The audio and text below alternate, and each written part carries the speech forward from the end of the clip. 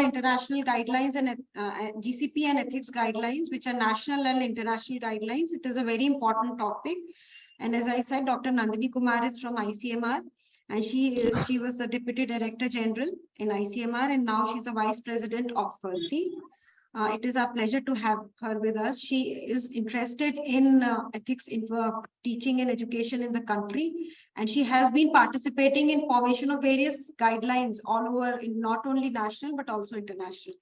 So with those words, I will invite Dr. Nandini to present her talk. Thank you very much, Vinita, for giving that introduction. Good afternoon to all of you. I don't know, am I also supposed to talk on Indian guidelines? Because what the topic was global. Yeah, ma'am, it is fine, ma'am. We have been talking, yeah, ma'am, it is fine because we have been introducing about the ICMR and other guidelines in the previous lectures. Fine, so that is fine. Thank you so much. Okay, so, when we talk of any guidelines, we should first talk about what is there in our land. Centuries ago, the older codes of medical ethics, although we term it as medical ethics, but it was nothing but research over centuries, which actually led to the practical guidelines later, much, much later. So the first documented evidence is in the 30th century as recorded by Siddha. And Ayurveda, it seems to range from the 10th century BC to 200 AD. I mean, we don't have to actually argue which century actually, because it suffices to understand that they were centuries ago made in our land. Of course, I have only given examples of two, Charaka Samhita and Sushruta Samhita, but there are other, texts also giving the codes. So for 4th century BC is important because Hippocrates, Hippocratic oath is something we all have been talking about. And one must understand that the modern medicine as well as the Unani medicine took their roots from Hippocratic tenets. Whether you take, mostly in the Oriental area, these were prevalent in other countries as well. There is Greek, and then you have the Oriental and Avicenna from the Middle East. The universal principle that was actually enunciated was primum non nocere, that is, do no harm. Now you will see several centuries later only we are made to understand about this principle called do no harm. So it was believed in the traditional systems of medicine that have been accepted by our government as the recognized systems, whether it's Ayurveda, Siddha, or Unani. It actually highlights the fact that you may collect information as much as you like if it is for the benefit of patients, and that is nothing but research. Then in 2nd and 3rd century BC, there were other thoughts, like why should these criminals, not be punished? So why can't we use them to have, to subject them to, experiments which may benefit multitudes of innocent people through all centuries. So this spirit actually you see reflected even in modern days when the Chinese prisoners have been actually used for harvesting organs for transplant. And what I hear recently is that Massachusetts state in US also is contemplating, use of the inmates of the prison for such purpose. So these things, whatever, keep on repeating. And that's why we need to also keep on repeating, revising our guidelines as well. So what actually the Western philosophy relates is that you do something and there's a consequence. If there is a relationship to that consequence for the better of man, that is, if it can cause greatest good for the greatest number, that would be actually using the means to an end. Means are here humans, or it can be even animals, towards an achieving an end. And that end is supposed to be greatest good for the greatest number. And this philosophy is actually called utilitarianism, because you are utilizing something.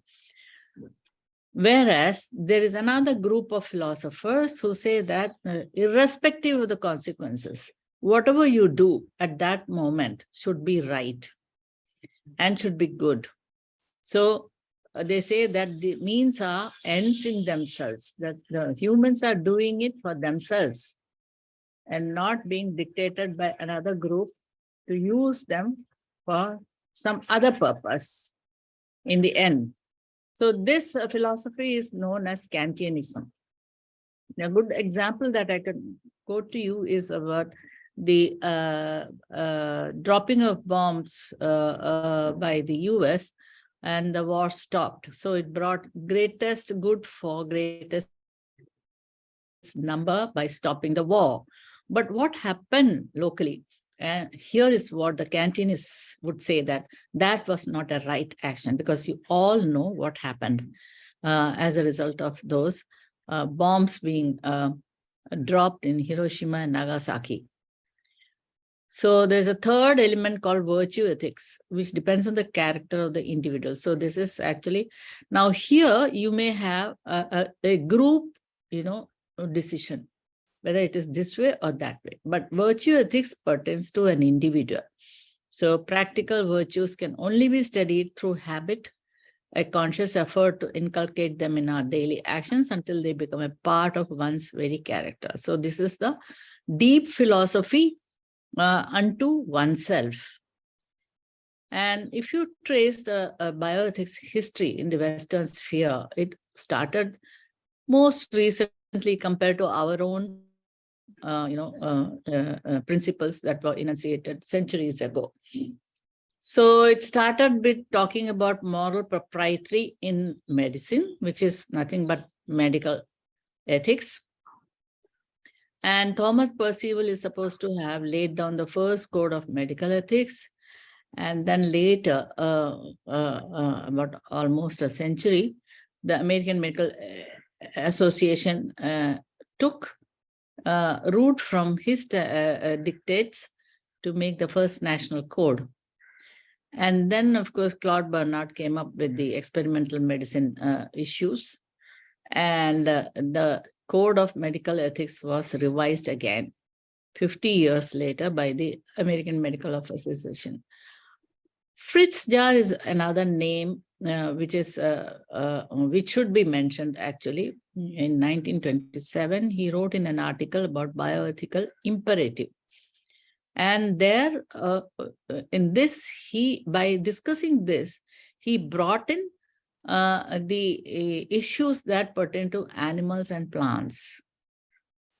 Now, after this code, the revision of the code, again, almost 50 years later, we have the Association of American Medical Association adopting the Percival Code, and that code became the Nuremberg Code. In 1960s, you had this bioethics word being coined, and in 70, Potter, the American philosopher, added biosphere. So here you find Fritz Jar including animals and plants, and here Potter adds ecology to the meaning. And it was in 1972 in the Encyclopedia of Bioethics that Reich defined what bioethics is. So German codes, they were very much there in 1898, the German Ethics of Science and Medicine, then Code of Ethics, and then German Ministry of Interiors laid down certain codes, and then the guidelines by the German government. But you all know what happened during the World War. And this is actually the map showing the green ones as concentration camps and the red ones as death camps. You can see the water around, and this was at a high altitude with cold winter climate. So here, therefore, their experiments also were to find out how you can make water potable. And freezing experiments high altitude experiments.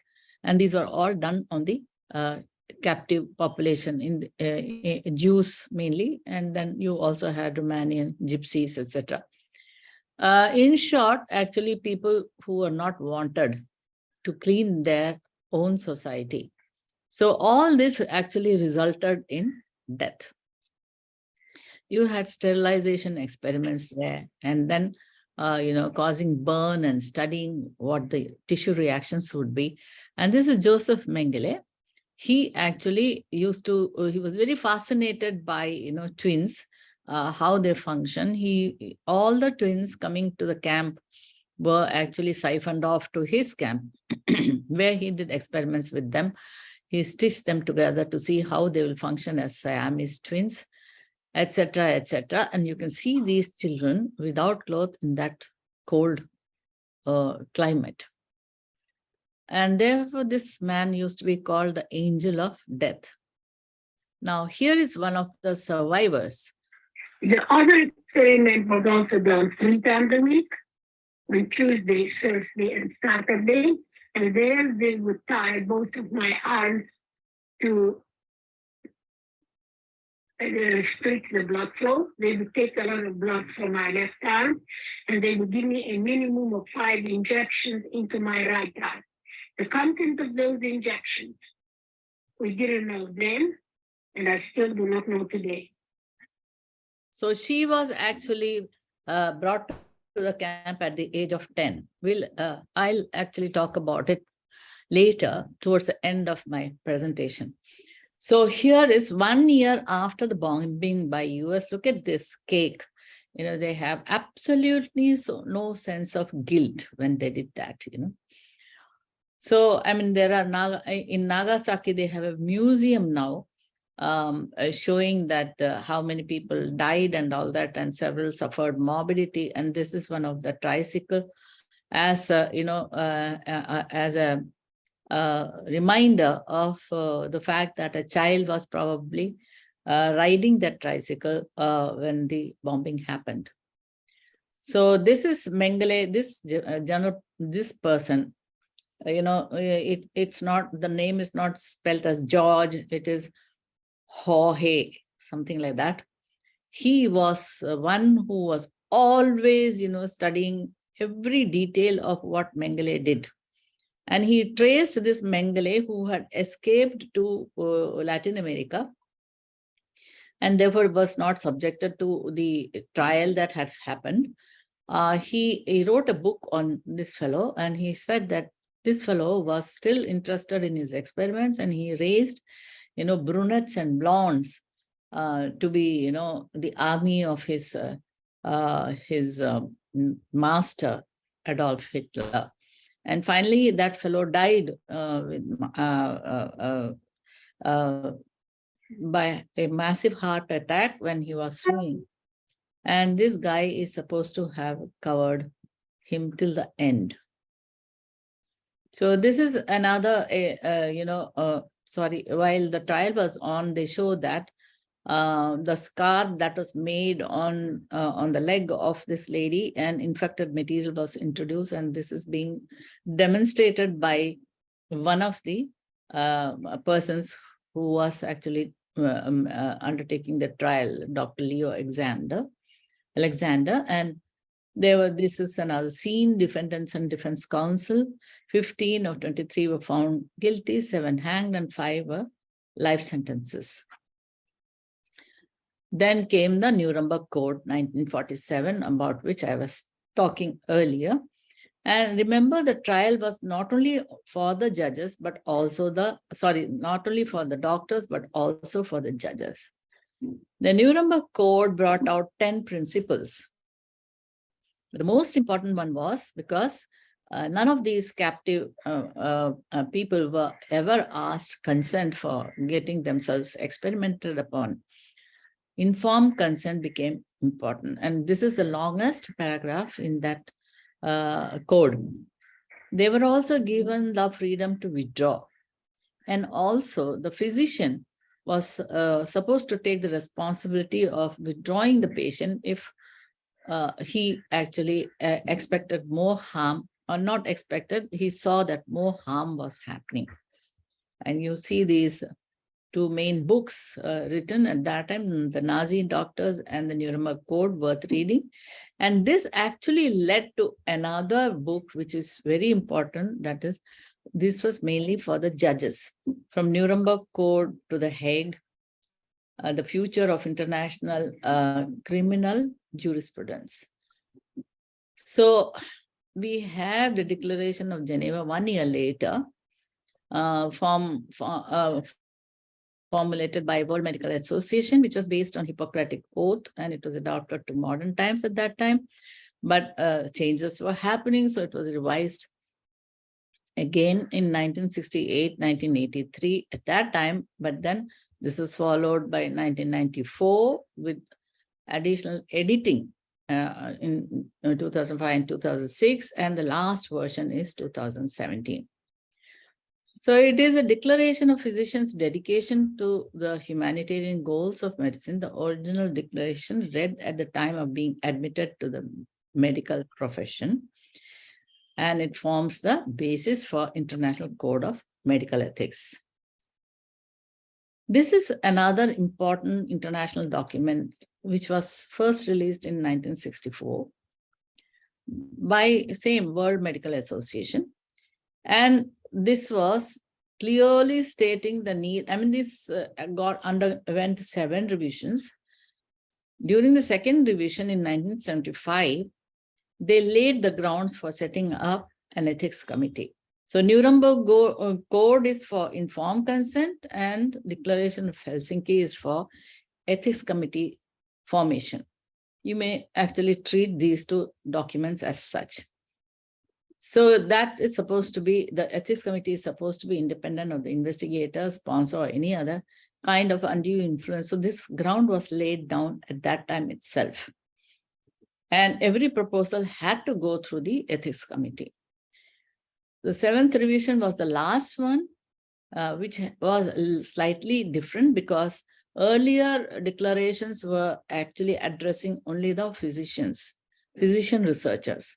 But now it was opened in 2013 to all other researchers, and compensation was also, sorry for the spelling, compensation also was mentioned first time. And then in 2022, they have started revising again. So these are the various international codes lined up like that, since it will take time for me to actually go through this. But 2 things are very, very important. I will allude to this in the latest slide.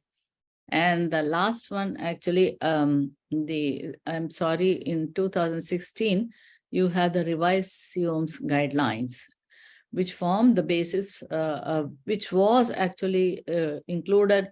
So many things in that were included in our own guidelines of 2017. And the last one, 2018, we have the EU Global Code.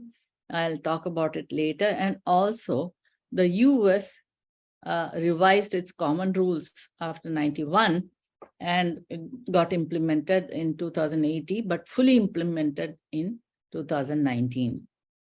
So this is actually Beecher.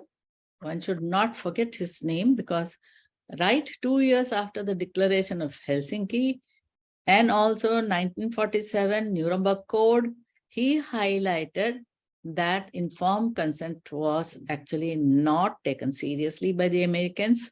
In 1966, he published an article, a landmark article actually, highlighting 22 instances. Although he had covered 50 journals, he was not provided the space to write about those examples.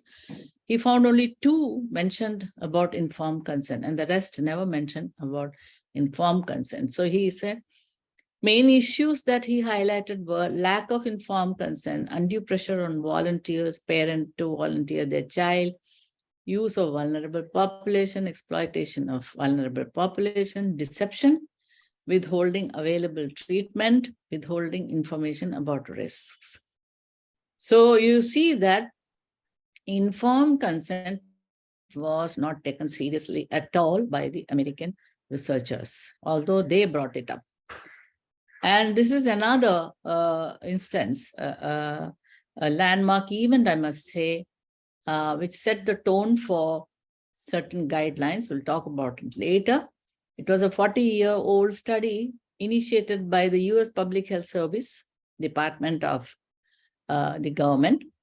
And this was to examine the natural course of untreated syphilis in African-American men who were poor farmers. And they were never told the truth about it. There was an informed consent, which actually all that blah, blah stuff. And then finally, at the bottom, it's written, remember, this is your last chance for special free treatment. So there was open inducement used in this. They were told that they will get a free meal and also a decent burial because the government will be giving $10 for them. And those days, $10 was quite a big sum for these poor people. And then there was apology 50 years later by Clinton. He said, what was done cannot be undone, but we can end the silence. We can stop turning our heads away. We can look at you in the eye and finally say on behalf of the American people, what the United States government did was shameful and I'm sorry. And this is actually a good act. As compensation, 9 billion was actually donated by the government. And now you have a big research center in Tuskegee. So there are several books written, and this is one film on that. I wish if you have time, it will be interesting for you to watch this. You can freely see this movie on the net. And it actually highlights how this Miss Evers was actually, she was also misled into thinking that this study was for the good of her people. As a result of this, 7 years later, Belmont report came out. And it highlighted 3 principles mainly: respect for persons, beneficence, and justice.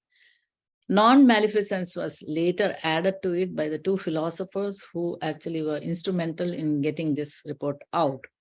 Respect for persons is all about autonomy and all the rights related to that. Beneficence is actually to see how a balance could be attained between risks and benefits. And justice was all about how you select your participants from the society. Non-maleficences do no harm. It was believed that beneficence may not sometimes be the same meaning as do no harm. So see where it has come now in 1979 by the Westerners, whereas in our country, we were already talking about that centuries ago. So actually a national commission was set up for the protection of human subjects of biomedical and behavioral research. And also there was an act earlier to this. So you see that most of the codes and guidelines have come up as a result of some exploitation. So the Nazi experiments actually led to Nuremberg Code, Tuskegee led to Belmont Report, and thereafter there were a series of activities. Then the developed and developing countries issues came up.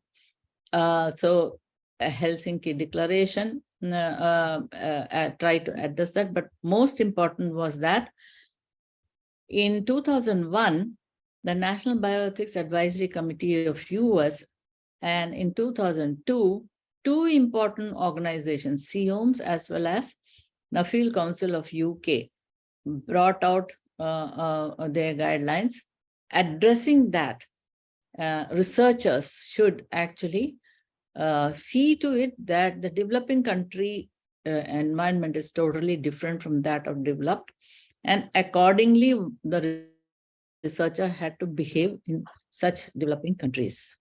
Now this is only one slide of the history of US regulations, etc. US historical happenings in this area. Now you see that it was in 1991 that the common rule was laid, that is the regulation. Why I'm telling you this is just remember the year 1991. This was revised implemented, I must say, because it was revised and it was released in 2018, but it was implemented only in 2019. Now, what led to this change, actually? To Susan Reverby. She was a historian and she kept on actually, studying the Tuskegee trial. She was not satisfied with whatever was being covered. She went on actually preparing documents. So one of the books that I have shown you actually was written by her. And, she accidentally came across cartons of some incriminating documents, which incriminated actually Dr. Cutler. He was a venereologist and he infected he did his experiments with the STD microbes. He did it in Indiana prisoners, that is in US itself.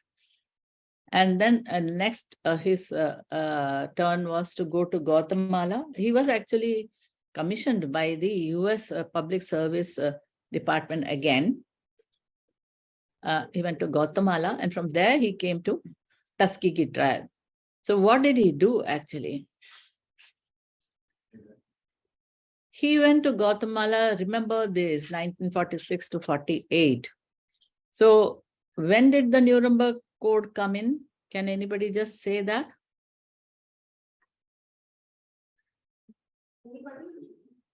Year. You must remember it. It's very easy to remember because we also got independence that year. So now you have a cue. When was that? Okay, no time. 1947. So this is 1 year prior to that and 1 year after that. That means that code was not given any importance. And along with the US Army, which went to free the country of occupation, this Dr. Cutler also went there. And more than 1,300 were put on trial and 83 of them died. He used prisoners, soldiers, sex workers, all these are actually vulnerable population, orphans included. And then transmission of syphilis through sexual or direct contact. He made abrasions on the forearm, on the face, and he injected directly into the nape of the neck. He did many things. And in some, he tried to study the effect of penicillin. So after 48, Cutler was sent back to Tuskegee. Now, when these papers came in her hand, she reported about it. And then again, there was an inquiry. And this time it was President Obama and Hillary Clinton. So this president had a bioethics commission, which was asked to study this case in depth. And then an international panel was set up to see whether the American regulations were, it was not imperialistic thing. What were the local guidelines? Based on that, if the Americans had to modify their regulations, they were asked to do that. So a report was released. The whole report had been released and it was titled Ethically Impossible. And this is that book, Ethically Impossible. And this is one of the orphans at the age of 10. Here, I don't know why you have this coincidence of 10. Eva Kor of Nazi experiments, she was also 10. This lady, she was also 10 when she was called. And she said that I saw these people in white coats standing there, and I was asked to lie down on the cot, and my legs were pulled apart and some material was introduced into her vagina. Anyway, she survived. She was 74 when she gave when she stated that they never gave me a chance to say no. So there are several instances there which actually highlight what was done during those times. So these are the documents which were carefully preserved. And this is something that we never used to actually do it so meticulously. Now, of course, some ethics committees are preserving like that. So anyway, these records were actually collected by the commission, and then so many 125,000 pages were studied. 12,000 of that was in Dr. Cutler's own papers, his own papers, which he had donated to the Pittsburgh University in 1990. And then after studying that, they were put in the carton to be sent to US archives. I was lucky enough to get a photo of that. And then you have the Universal Declaration of Bioethics and Human Rights. Now, while I stated about this, it is important to understand that the US government, as I told you earlier, that President Obama had said that we need to actually see if our guidelines have to be changed.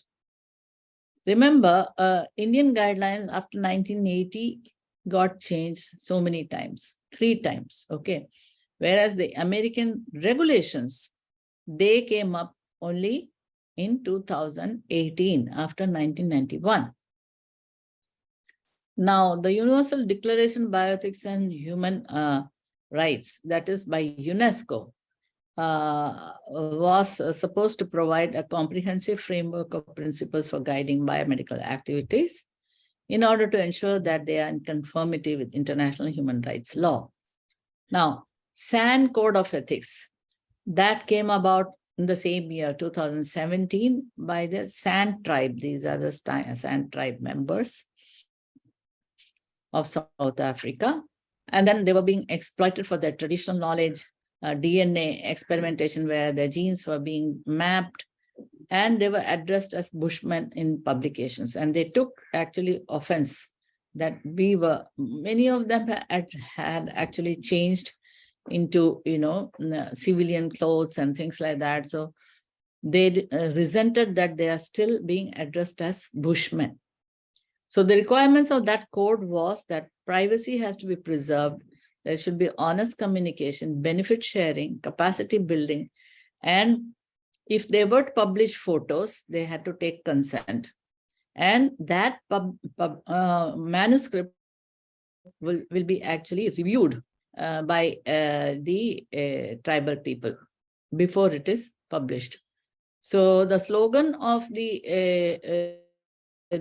head of the San tribe became their slogan. What he said became their slogan: come through the door and not through the window.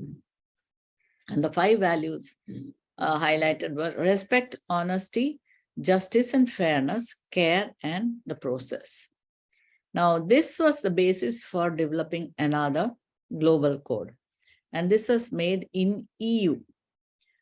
And this became actually later it became mandatory for the EU researchers whenever they had any international collaboration. And why the word resource poor settings was made was because within the developed country, you may have very poor settings. So instead of saying developing country, they made it resource poor settings. As Forum for Ethics Review Committees in India, we were one of the partners in the preparation of this global code. And here, this respect doesn't mean respect for persons as in Belmont report. It means respect for the local culture, local expertise, and local customs, etc. And you have to be fair in your dealing. You have to take care of the local population if they need that, and be honest in your intentions. So come through the door and not through the window was adopted by them also. Coming to GCP now. Now, GCP became important because if you had to actually market your drug in, say, US, you had to go by US regulations. Then if you wanted to do it for EU, another regulation. So this was taking a number of years to come out, the product to come out. And there was a lot of duplication in the offering. So that made the product also very costly because the costs had to be taken care of. And therefore, and moreover, it was taking too long for the marketed product to be had by the public, and some of the patients were eagerly waiting for, new therapies because the existing therapies failed to bring much cure to them. So it was felt that they have to harmonize the requirements, and EU, Japan, and USA were the main countries which came together with representation from Canada, Nordic Group, Australia, WHO, 6 sponsors for each region, and then health authorities and pharmaceutical companies. India was not a part of this.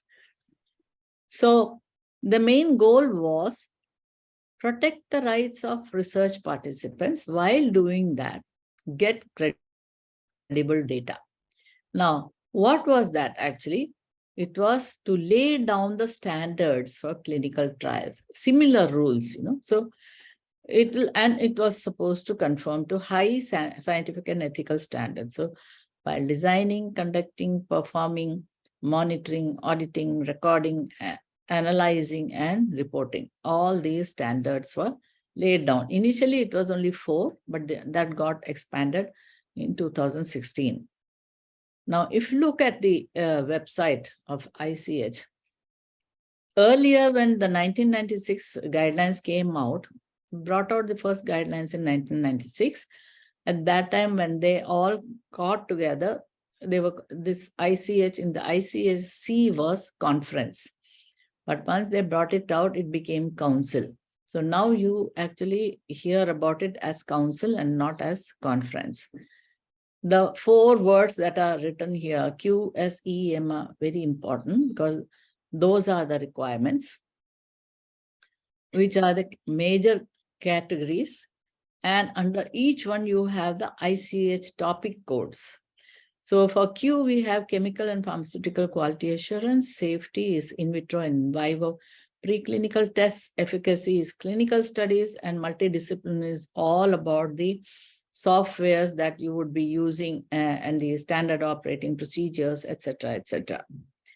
So we'll only concentrate on what are the topic codes for efficacy, and that too only on E6. So the good clinical practice guidelines that came out first in 1996 were called R1, and what came in 2016 became R2. They're still working actually to bring out the next change.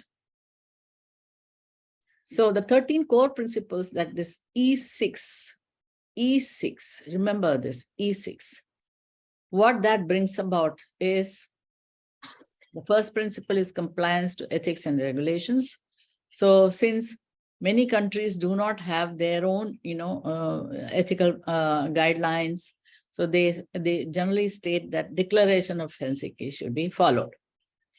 Now, since we have our own guidelines, our Indian GCP actually came out later, 1 year after the first revision of ethical guidelines came about. And therefore, it follows the ethical guidelines as well as the ICH GCP and WHO GCP. WHO also had brought out its document. So second principle is about beneficence. This is, of course, before the trial is initiated, you have to see what are the foreseeable risks and inconveniences and weigh them against anticipated benefits. If you feel that benefits are not more, then you justify why you should take so much risk. And then participant protection, the third principle. The rights, safety, and well-being, that is RSW. And this is a common 3-word, which you will find in most of the international documents. And then the most important consideration should be the most important considerations and should prevail over interest of science and society. So, 4th one is all about investigators' brochure. That is, all prior data should be provided before you embark on the trial, or say phase 1 or phase 2, or you are going to do preclinical studies, then have all in vitro studies described there. So all the available non-clinical and clinical information have to be there in that, what you call the investigator's brochure. 5th one is about science being relevant. if the protocol is not scientifically sound, it is not ethically right. So as simple as that. Independent review, all of you know that your proposals have to go through the IEC, as we call it here, IRB. There are several names by which it is denoted. Their main job is to see how the protocol is and whether you are doing the trial in compliance with that protocol. 7 and 8 principles actually pertain to professional care and expertise. So that is very important. In 7th actually points out to medical care. That's why you have to be a qualified physician and a qualified dentist. They have only put 2 disciplines there. But it does not prevent you from following this by, suppose physiotherapist has to follow or a nurse has to follow. They also have to follow the same principles. And then the 8th one is about qualified by education. So we say qualified physician. That means that qualification should be based on education, training, and experience. Because of this, a student can never be a principal investigator. Many a times we see the proposals where students have been designated as principal investigator and guide is co-investigator. It's the other way around. The guide has to be principal investigator and the student is student researcher. And when the paper is being published, of course, the student should be given priority in the authorship, placement. 9th is about informed consent, how you communicate, how the person understands. If the person doesn't understand, who will give in place of that, and then the documentation. Everything has to be documented. And a copy, if it is a written one, a copy of that signed signature, signed copy should go back to the participant. Now, one needs to appropriately document whatever you are doing. I told you initially, in order to get credible data, that is the second goal of the whole exercise. You need to have a proper, documentation practice where all the information that you are getting should be recorded, handled, and stored in a way that allows its accurate reporting, interpretation, verification. Now, if you cannot do that, what sort of outcome will you actually bring out? It can go into false reporting. Now, privacy and confidentiality. It goes without saying that privacy is important. It is the investigators, it is the participants' right. And confidentiality is the investigator's responsibility to keep it confidential. 12th is all about the product. It should be GMP compliant. And the 13th principle is about quality assurance. There have to be systems to provide this quality. That's why I'll touch a little bit on that quality business. It involves systems with procedures. So this will be actually your standard operating procedure that should assure the quality of every aspect of the trial. So just a mention about WHO GCP. It was brought out 2 years before the ICA GCP. That is why ICA GCP actually had WHO representation in the group.